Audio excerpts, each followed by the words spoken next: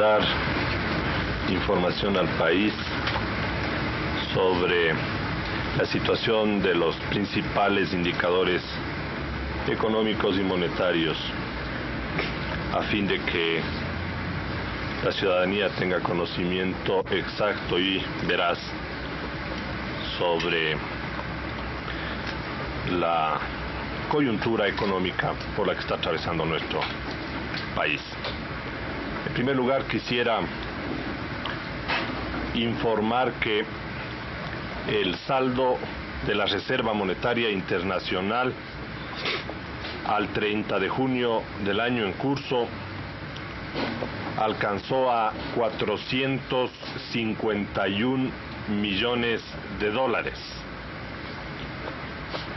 Esta es la cifra de la Reserva Monetaria Internacional al finalizar el primer semestre de 1982.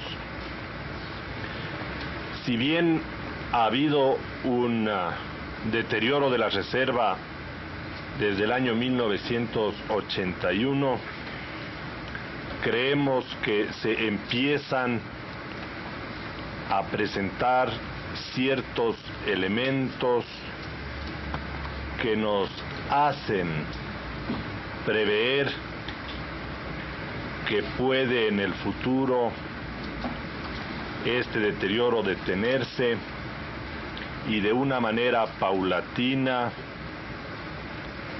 ir recuperando y alcanzando los niveles que serían satisfactorios para nuestro país. No debemos olvidar que la situación económica por la que atraviesa nuestro país se encuentra también afectada por la grave recesión mundial que están enfrentando todos los países. El día de hoy he leído algunos informes de prensa en los medios de comunicación del país, en donde se afirma que en la reunión especializada que se está llevando a cabo en Ginebra por parte de Naciones Unidas, se compara a la recesión mundial de este año a la ocurrida en 1930. Y esto constituye uno de los factores gravitantes, fundamentales, que tienen que ser enfrentados por el país y que tienen que ser minimizados por la política económica que se lleva adelante. Informaciones procedentes asimismo del exterior nos determinan que los países industrializados, de quienes se pensaban que iban a tener un crecimiento real en sus economías en el año 82, probablemente no lo tengan, e inclusive algunos de ellos, los económicamente más fuertes, pueden tener un decrecimiento real de sus economías, lo cual genera un marco sombrío internacional que tenemos nosotros que enfrentarlo a través de una política económica adecuada. En segundo lugar, quisiera informarles que disponemos de la información sobre la tasa de inflación correspondiente al mes de junio, la misma que nos indica que la inflación fue del 12,5%, siguiendo la metodología de investigación en 12 ciudades del Ecuador por parte del Instituto el Instituto Nacional de Estadística y Censos, tasa que demuestra el crecimiento de un 1% frente a la correspondiente al mes de mayo pasado. Dentro de la composición de la tasa de inflación, los rubros que demuestran un comportamiento de un aceleramiento en el proceso inflacionario son los correspondientes a indumentaria y el rubro que globaliza distintos conceptos que se denomina misceláneos. Grupos cuya tasa, de inflación ha pasado del 9.8% en mayo al 13% en junio en el caso de indumentaria y del 8.8% al 11.2% en misceláneos. Debo aclarar que si bien se han apreciado incrementos en los precios de algunos productos, la canasta familiar que recoge la tasa de inflación está establecida fundamentalmente de acuerdo al patrón de consumo de las familias de ingresos medios y bajos, siendo de fundamental importancia los conceptos de alimentación y bebida y de vivienda, que tienen una incidencia menor derivada de la devaluación monetaria. Este resultado nos demuestra que en una primera apreciación que para el consumidor de ingresos medios y bajos, si bien ha habido un efecto como consecuencia de la inflación, este ha sido menor de lo que muchos medios y muchos organismos han considerado se iba a producir. No recoge la canasta, por supuesto, el efecto en los precios de productos demandados por las clases de ingresos medios altos y altos, en donde indiscutiblemente el efecto de la devaluación ha sido superior. En tercer lugar, deseo informar al país sobre la política crediticia que ha venido siguiendo el Banco Central y los resultados de la misma. En una comparación anual del 5 de junio de 1981 al 5 de junio de 1982, la cartera del Banco Central o los créditos otorgados por el Banco Central al sistema financiero y a través de él al sector privado y al gobierno nacional de manera directa ha crecido en el 28.7% anual. En términos absolutos, esto representa un incremento de aproximadamente 11.000 millones de sucres, que se descomponen en aproximadamente 10.000 millones de sucres otorgados al sistema financiero nacional y 1.000 millones o 1.100 millones de sucres a todo el sector público. La tasa de crecimiento del crédito otorgado por el Banco Central al sector privado del país representa el 30% anual.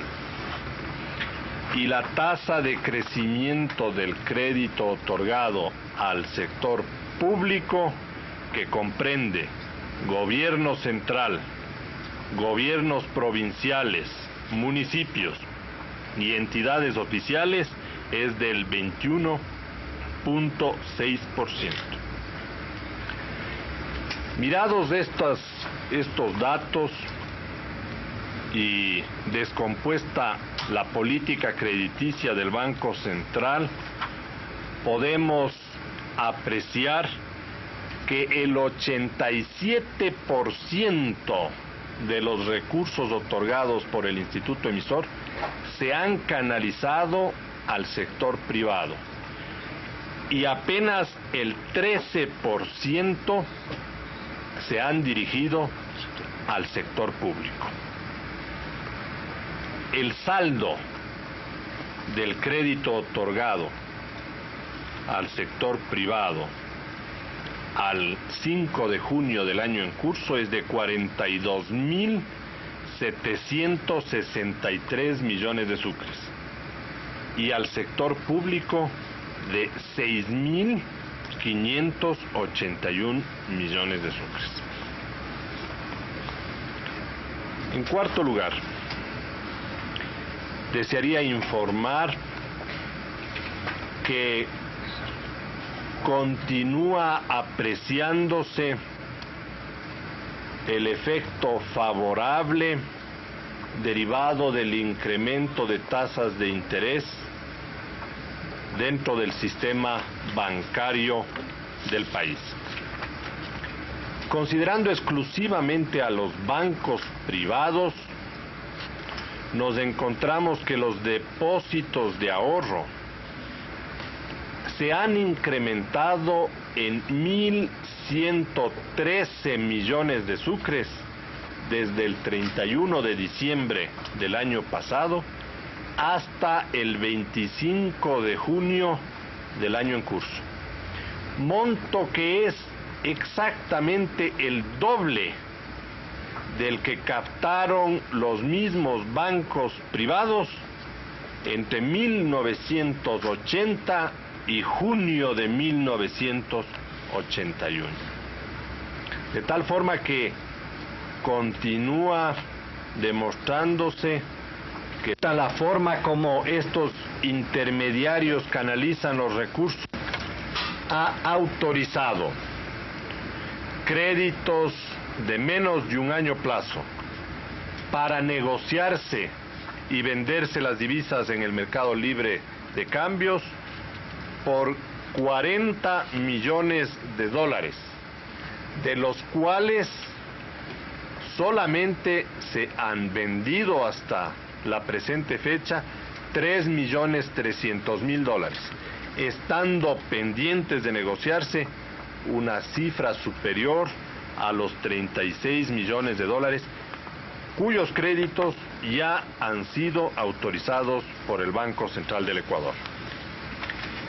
Estos son los datos y las informaciones que quería proporcionarles a todos ustedes. Economista, queríamos saber, pasando a otro tema, ¿cómo van las investigaciones frente a los fraudes captados en Ibarra, por ejemplo, y acá, en el Banco Central? Respecto a la situación de Ibarra, se detectó, como es de conocimiento público, un juego de cheques entre dos cuentas correntistas en bancos privados. Detectado este manejo ilícito de sus cuentas corrientes, el Banco Central procedió a tomar las acciones correspondientes y ha recuperado la totalidad del valor. En razón de que se ha encontrado a un funcionario responsable de este hecho y que es miembro del Banco Central, el mismo, siguiendo los canales legales, está siendo sometido al Código de Trabajo del Banco Central y probablemente será cancelado, además de las acciones legales que se seguirán contra él. Economista, todas las informaciones que usted nos ha dado ahora significan que el gobierno no piensa cambiar la estrategia política en cuanto a lo económico frente a las exigencias del sector privado y de los trabajadores. Yo le podría afirmar que, dada la situación económica por la que atraviesa el país y dada la crisis que existen en algunos sectores, el sector externo de nuestra economía, el sector público con el déficit fiscal, debemos necesariamente seguir una política económica que trate de corregir los problemas. En el campo del sector externo, la manera fundamental de resolver el problema a mediano, a largo plazo y de una forma sostenida es impulsando, perseverando en la política de promoción de exportaciones. De esta forma, la importancia del crédito externo en el financiamiento de nuestra balanza de pagos se irá reduciendo a través del tiempo. No hay otra, a nuestra manera de entender, otra política que podamos implementar y que podamos mantener como país, dada la coyuntura y dada la situación económica mundial. E inclusive, superada la crisis económica mundial, el Ecuador deberá perseverar en la política de promoción de exportaciones para hacerse mucho más fuerte en el sector externo. En cuanto al sector fiscal, la Junta Monetaria ha planteado una serie de medidas de austeridad en el gasto público, de racionalidad en la inversión pública, en definitiva, medidas que van a corregir el problema.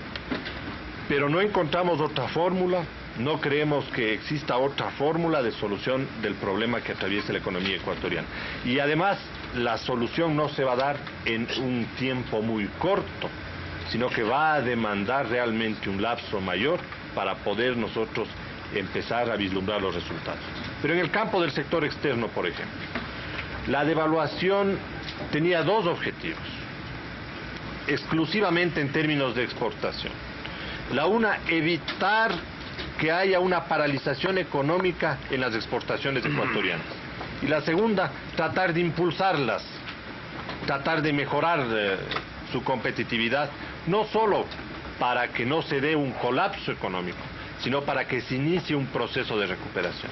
Y las en general, con excepción del petróleo, que no estaba considerado y que no fue nunca considerado para la devaluación, estas exportaciones están reflejando un incremento, que ojalá en el futuro se mantenga, porque ello no solo ayuda a resolver el problema del sector externo, sino que fundamentalmente genera empleo e ingreso en todo el sector agropecuario y en todo el sector industrial dedicado a esta actividad.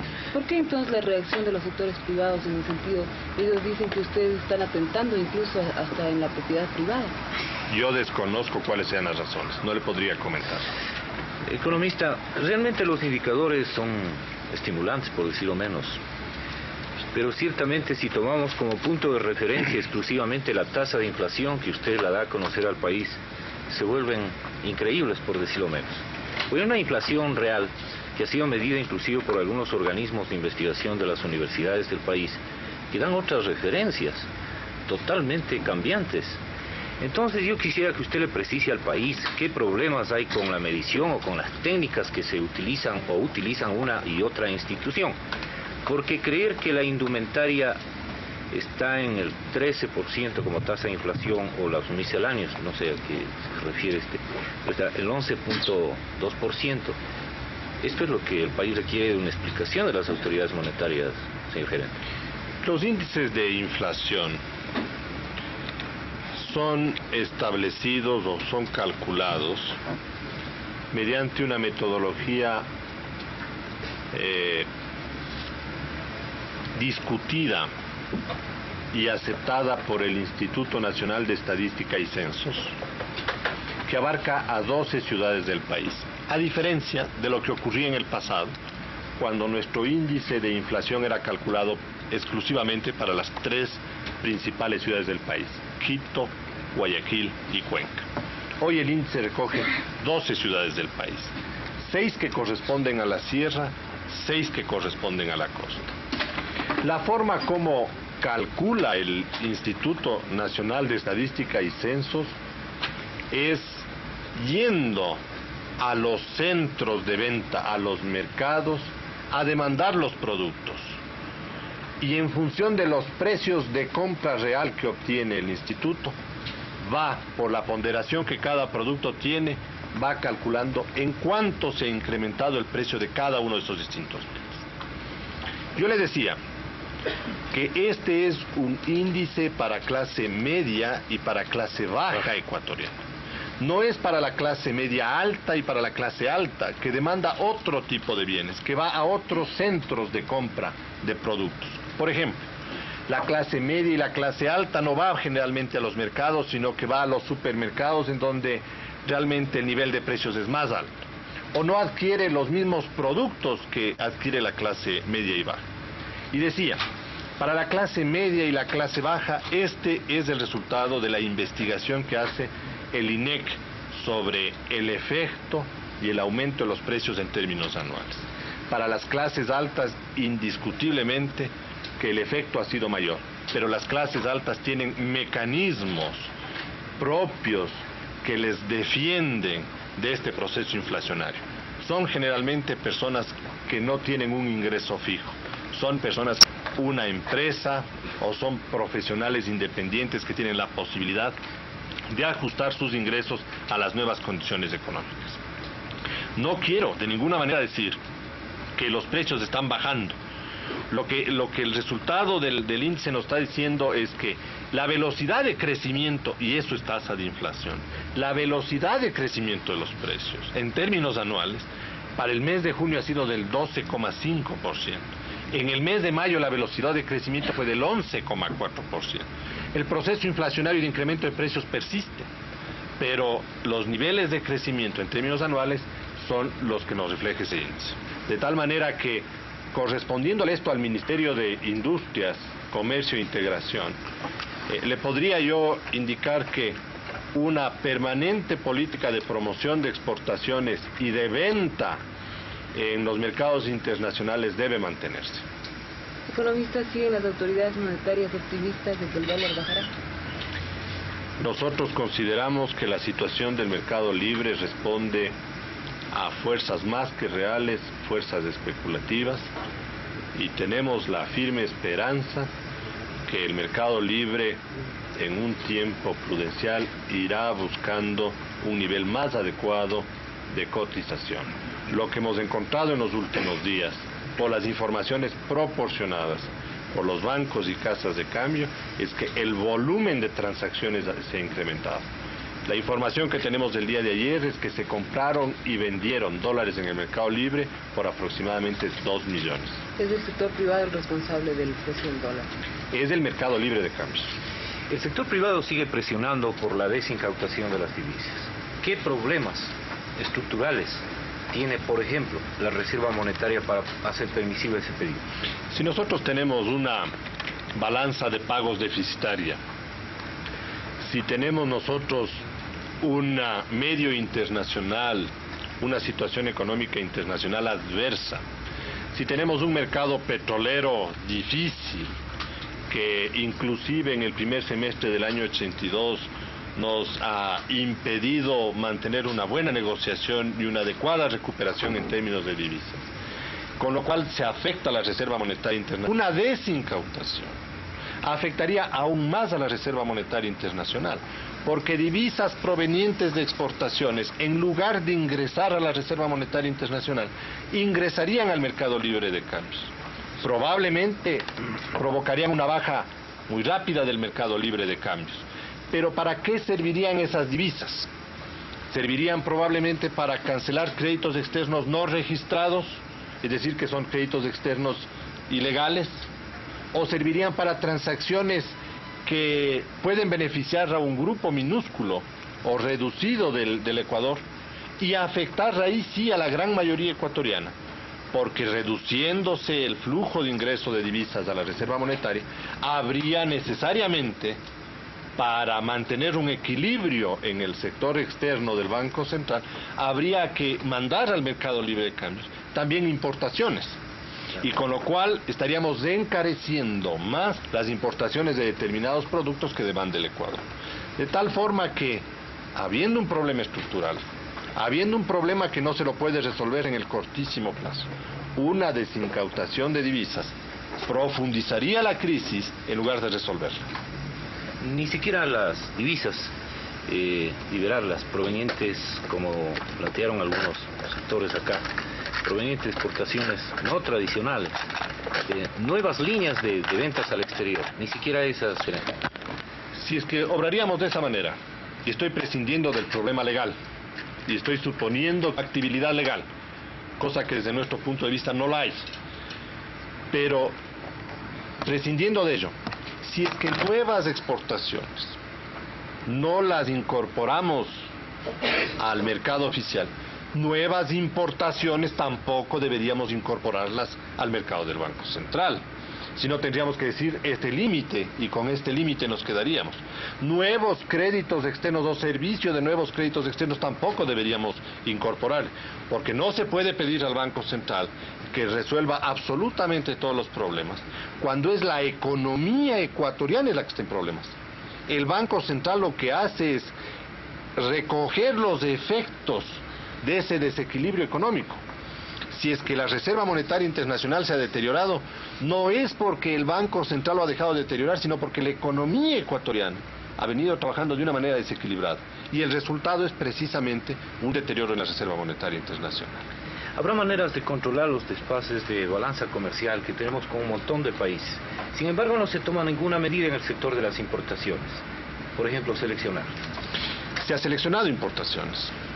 Y usted recordará, señor Rosero, que uno de los argumentos cuando se limitaron importaciones de determinados productos, el argumento que a través de todos los medios de información se presentó es que prohibiendo determinado tipo de importaciones, que es seleccionar importaciones, se estaba provocando un incremento del contrabando, de las actividades lícitas. Lo que yo creo es que una vez producida la devaluación, al haberse encarecido importaciones, algunos rubros ya no serán realmente rentables y dejarán de demandarse en el país. Entonces, la propia naturaleza económica ha solucionado el problema. ¿En qué medida esta especulación que se produce a nivel del mercado libre de divisas está desequilibrando a la economía del país? Bueno, el mercado libre de cambios, tal como está funcionando en este momento, y al haber ya resultados de refinanciamiento de la deuda externa privada, ha reducido su... hay rubros, yo diría, de un orden secundario en términos económicos y en términos nacionales, que se están trazando en el país. De tal manera que la incidencia que tiene el mercado libre en la economía ecuatoriana es menor de la que tenía hasta fines del año 1981 y que fue adquiriendo preponderancia a través del tiempo. No por ello le quiero negar que pueden haber efectos adversos que hay que cuidarlos.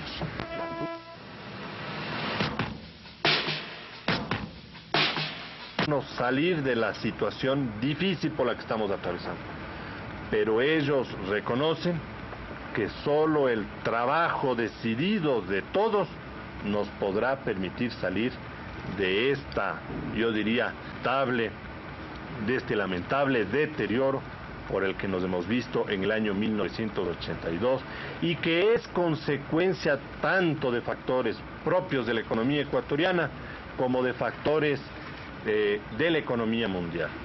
He dialogado con la misión del Fondo Monetario, hemos escuchado sus puntos de vista y hemos podido apreciar en criterio de ellos y para el Ecuador un futuro que tenemos que labrarlo y trabajarlo todos nosotros. Eso es todo, señores.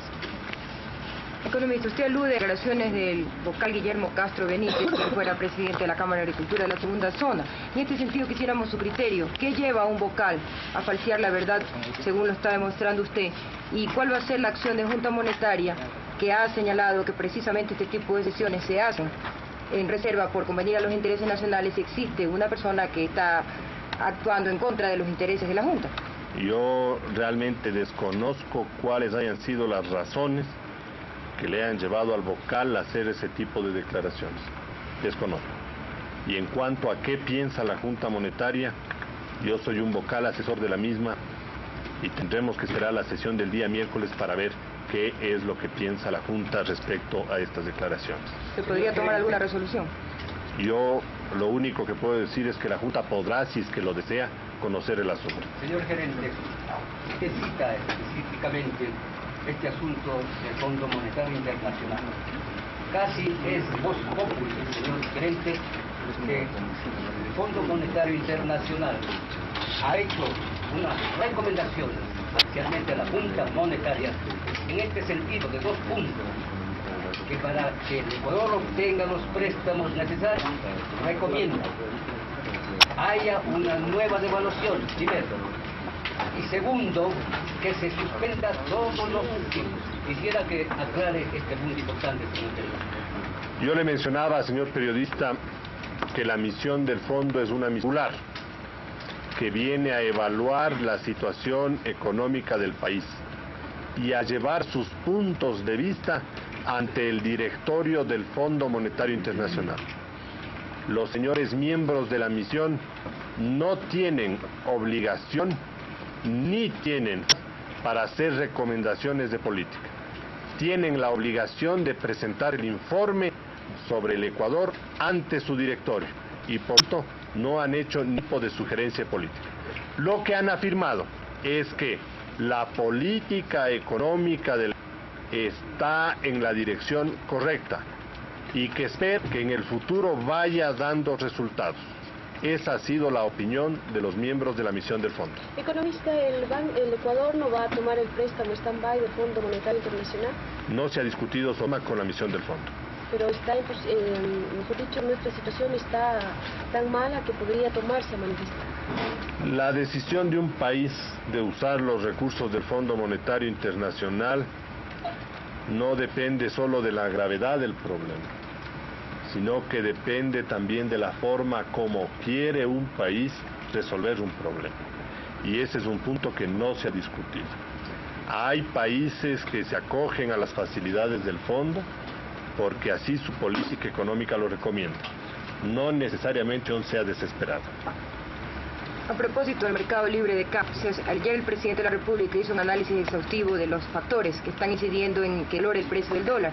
Esta mañana el representante Álvaro Arteaga señalaba que investigando desde hace 4 meses está llevando un control diario prácticamente de las operaciones de las casas de cambio que determinan las utilidades y que definitivamente estas utilidades no son exageradas como se ha dicho por la prensa y según la investigación de ese datos. En este sentido, economista, ¿cuál es la evaluación que tiene el Banco Central hasta este momento sobre la situación de las casas de cambio, el movimiento y las utilidades de ellas? Le quisiera responder a su pregunta indicando que es función de la Superintendencia de Bancos el análisis y el control de las casas de cambio y no del Banco Central.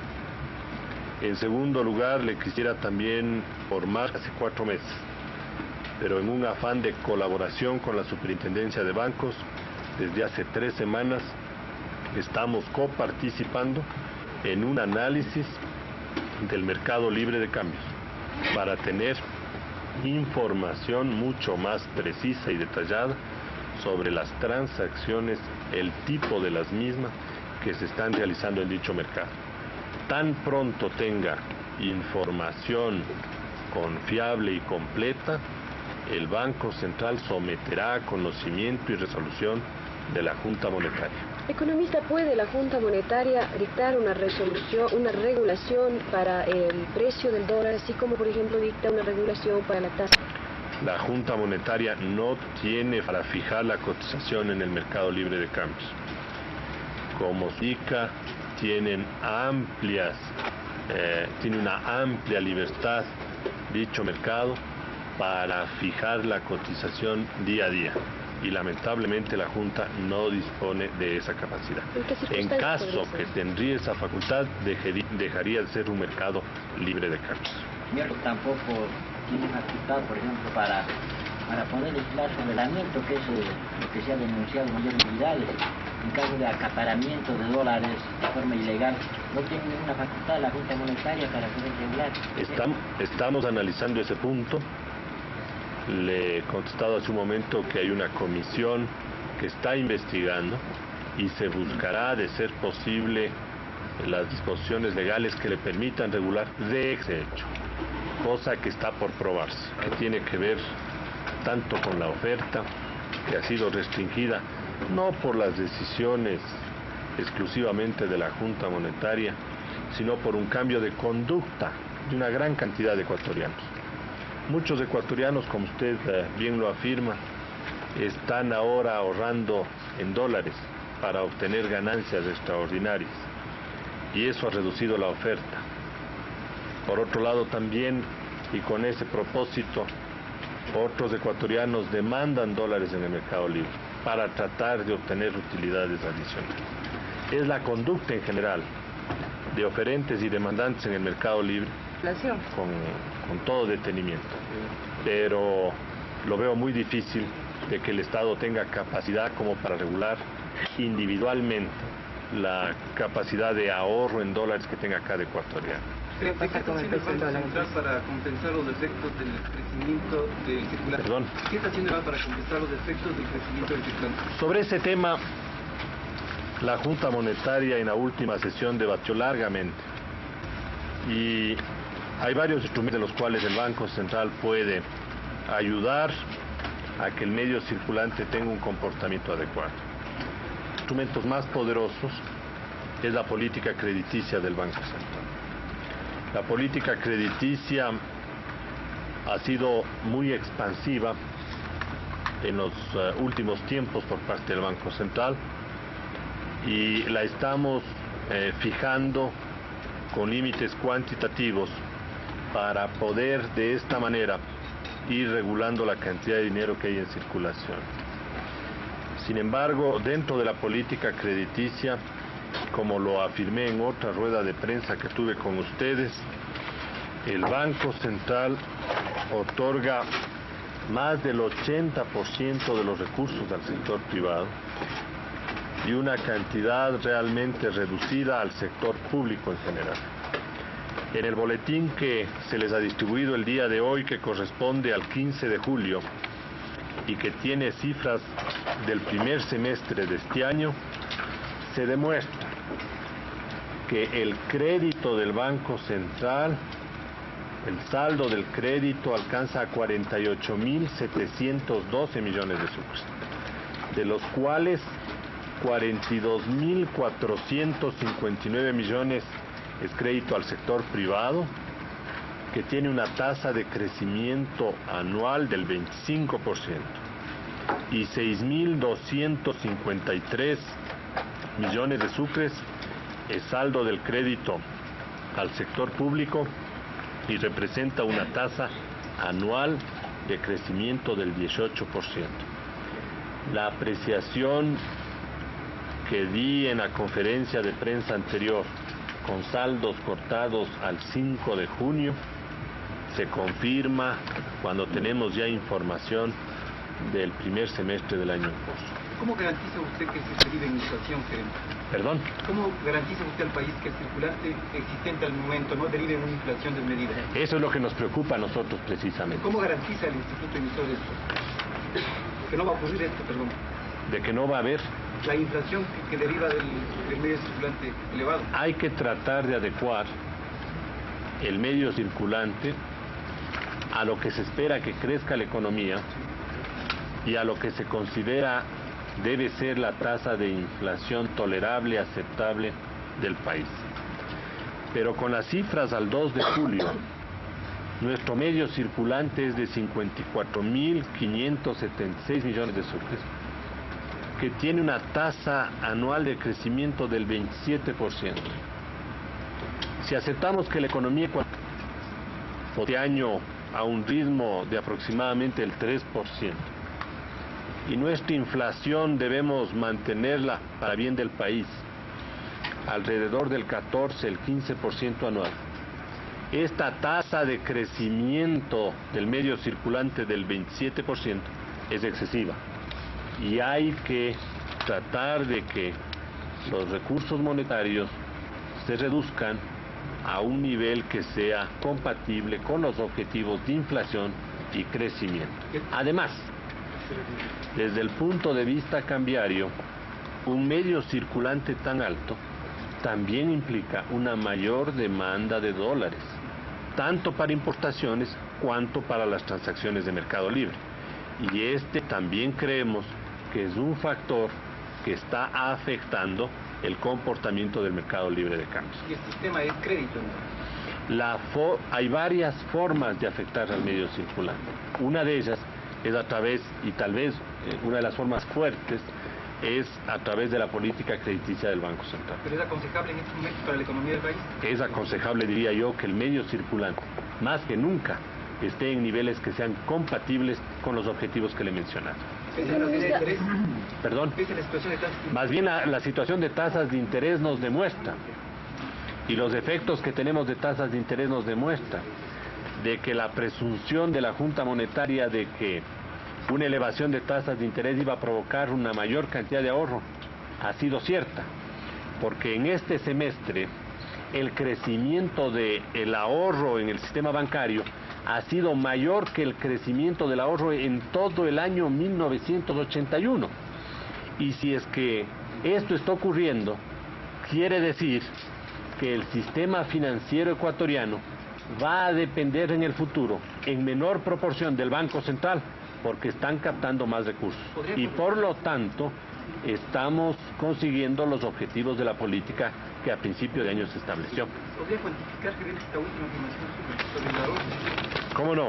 Respecto al ahorro y de acuerdo a las cifras exclusivamente de los bancos, no tengo cifras de las mutualistas, pero solo de los bancos, la variación de los depósitos de ahorro en el 31 de diciembre y el 2 de julio es de un incremento de 1.434 millones de sucres.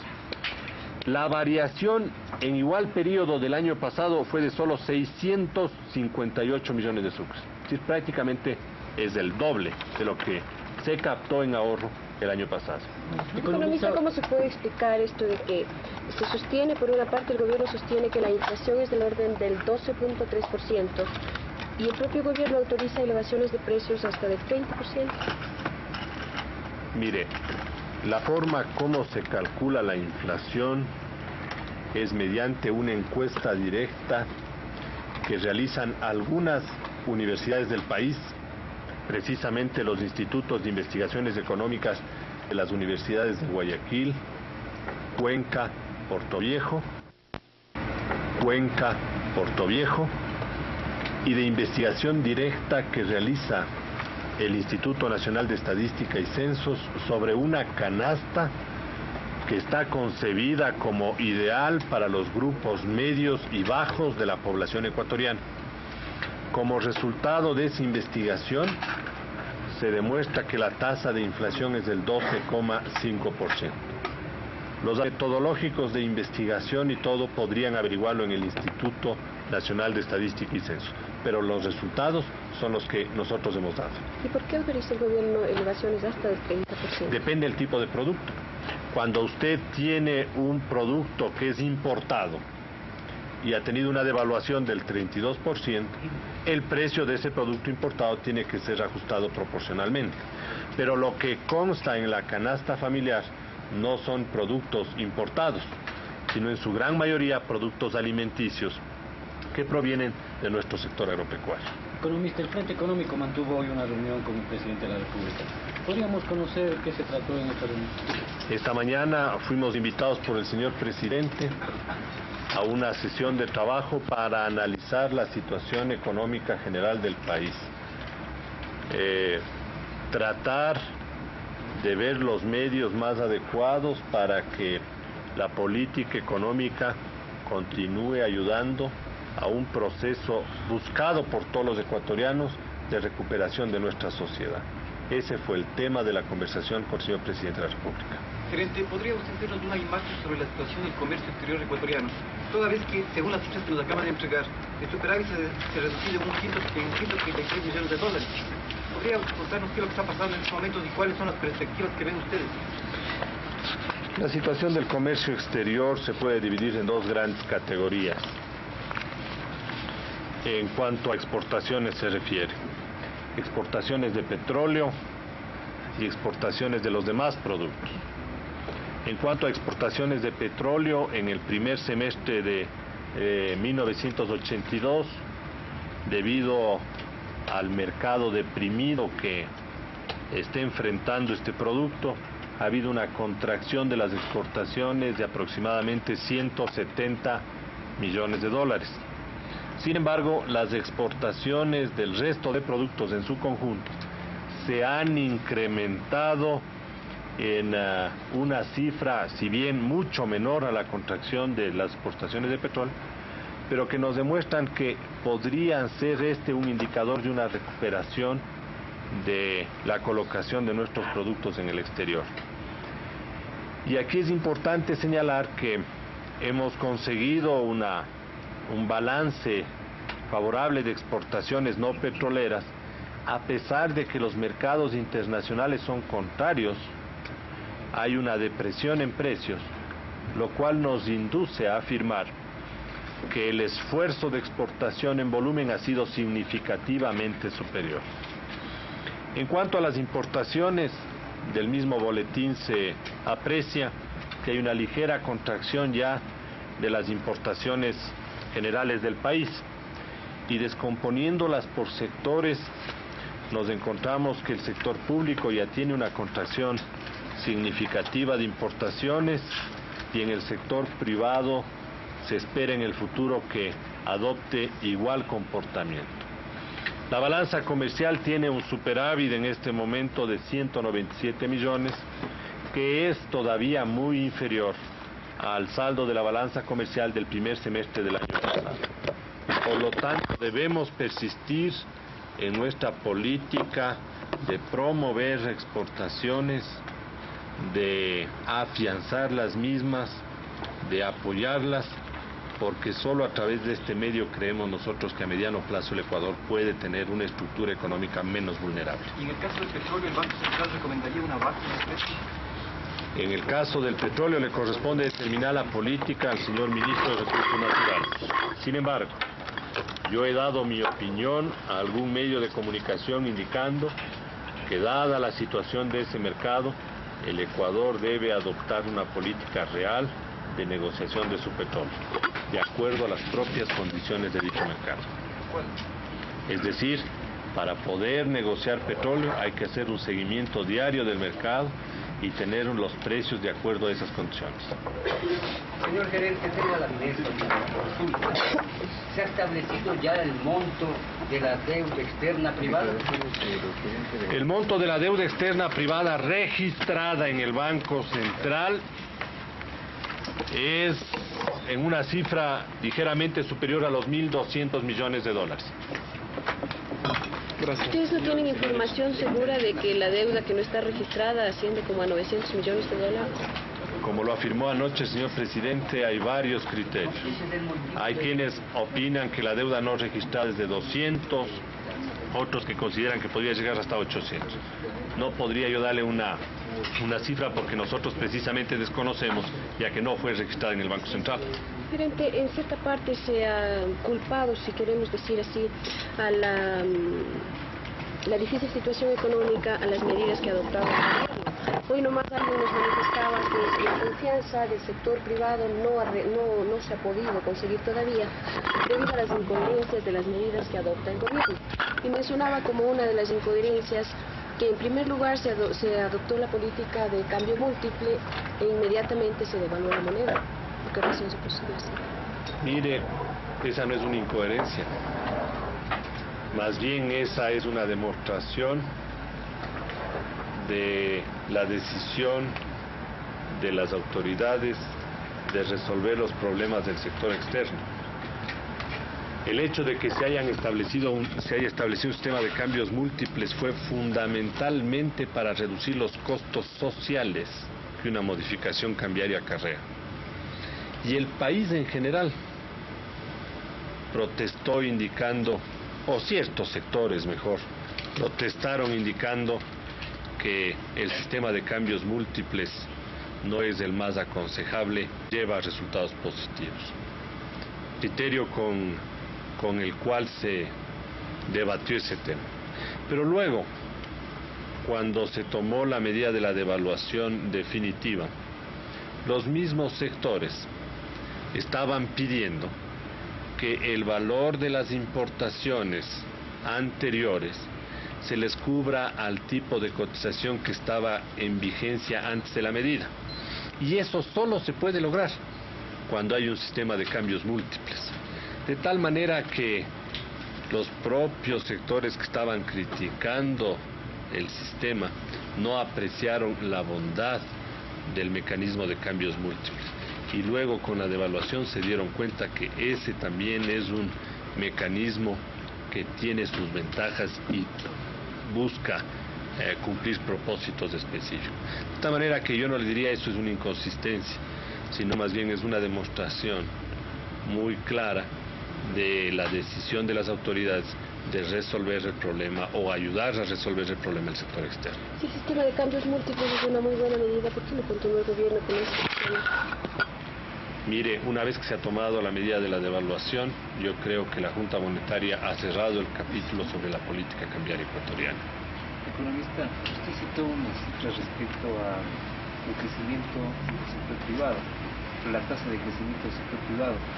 En la línea de crédito y los créditos que ha canalizado este gobierno hacia ese sector están en justificación con ese monto de crecimiento, con ese lineamiento.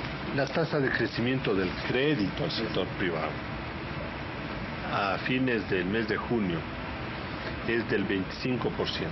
Crédito exclusivamente del Banco Central es del 25%. ¿Qué consideramos en las condiciones económicas actuales más que satisfactorio? Porque si sabemos que la economía ecuatoriana va a crecer al 3%, y si tenemos de la tasa de inflación entre un 15%, el hecho de que se otorguen recursos adicionales del 25% demuestra que la política crediticia se está ajustando a la realidad y a las necesidades ecuatorianas. De tal forma que el control del crédito por parte del Banco Central lo que busca es ubicar a este indicador en términos compatibles con los otros objetivos que demanda la situación económica del país. Como usted manifestaba que hay ricos a costa del Estado. Yo no sé que no haya manifestado, ni tampoco creo que es nuestra función el tratar de fijar una política que concentre más el ingreso.